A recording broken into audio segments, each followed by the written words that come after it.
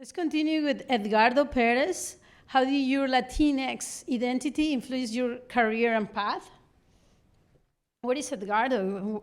First, a warm welcome for Edgardo.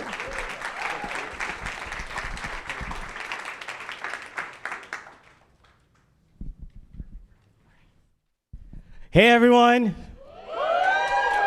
Is there a clicker? Thank you all for taking the time to listen to me as a little bit more about how I got to where I am today and how my identity influenced that. So I'm gonna try to give you a recap of the last 13 years in 45 seconds. Si se puede, right? Okay.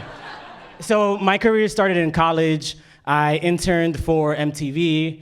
I was lucky enough to get invited back to work for the Nickelodeon brand, where I spent 5 years there supporting customers around different issues and working on social impact campaigns.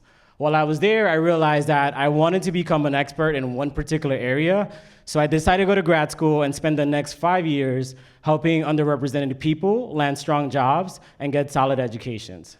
While I was there, I realized that work was really important, but there was even more opportunity to think about how to make tech and the hiring process within tech really fair and equitable. So I've been doing that at Abstract for the past year, helping us build a recruitment infrastructure from the ground up and scaling by 116% with some really dope recruiters. All right, so while I think about all those things, and there are a lot of themes and values that came up with that, so I'm gonna quickly go to 3 of them, and then I'm gonna end up with one last one that hopefully feels a little different than some of the things you've heard. The first one is community. So from a very young person, my family taught me that I'm bigger than the self, and I'm part of a larger community, and it's a lot of our history and experiences and values that really bring us together. So from when I started my career, I got really involved with business resource groups, and I also started to volunteer with my own community.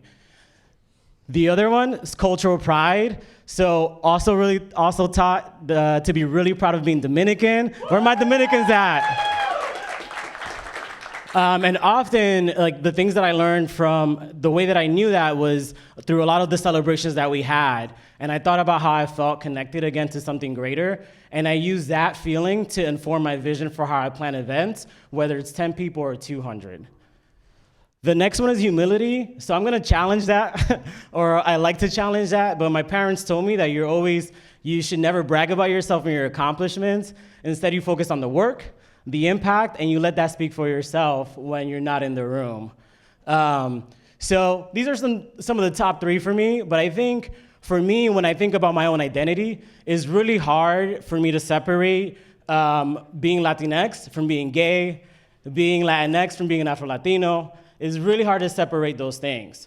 So I thought about, well, what has really contributed to my success when I put all of these things together? And that's really my orientation and safety. Why is that? When you are at the intersection of multiple oppressed identities, I'm preaching to the choir here, right? It often feels like pieces of you are under attack. So to share some examples, whether I'm around Dominicans or not, I've still been subjected to homophobic slurs, or at the very least, social exclusion.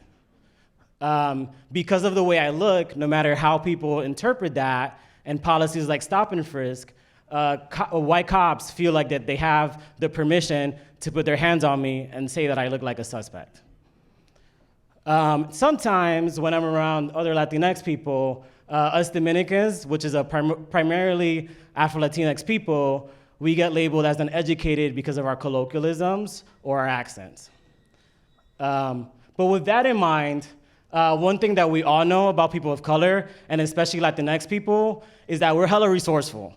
So when life throws you lemons, we find a little bit of lime, a little bit of brown sugar, some water, your favorite brand of tequila, maybe a little Bacardi, and then we serve you the best mojito or limerita you've ever had, right? So I took a lot of that energy from those experiences to actually fuel my own career success. And there are 3 main steps that I actually take whenever I'm launching a project or I'm managing people. The first one is assessment. So when I'm in a room, I'm thinking about my safety. What's the body language like? Who's here? What are your motivations? How do I know sort of that I'm safe? Where's the exit? And I take that into launching a project. So me really starting to understand who are the key players? What does success look like? How do I know that I'm on the right track? Who do I need to sort of inspire and motivate? And I use that to bring me to my next step, which is really getting creative with solutions. So I have a plan A, a plan B, a plan C for every single problem that I come across. And then I don't let fear paralyze me in that process. So I try every potential solution that I can until I get to what I feel is success. And then the last piece is just retrospection. So I think a lot about sort of like at the end of a project, what went well, what didn't, what role did I play in that, how did others contribute to that? And the same thing happens for when I'm in a room and I think about my own safety. Who was here? What happened? What did I do? What did someone else do? And I use that to really make up some of my 3 main ingredients in my own mojito. So I'm gonna leave you off as you think about your ingredients for your cocktail of choice with one quote from James Baldwin. Trust life, and it will teach you, in joy and sorrow, all you need to know. Thank you.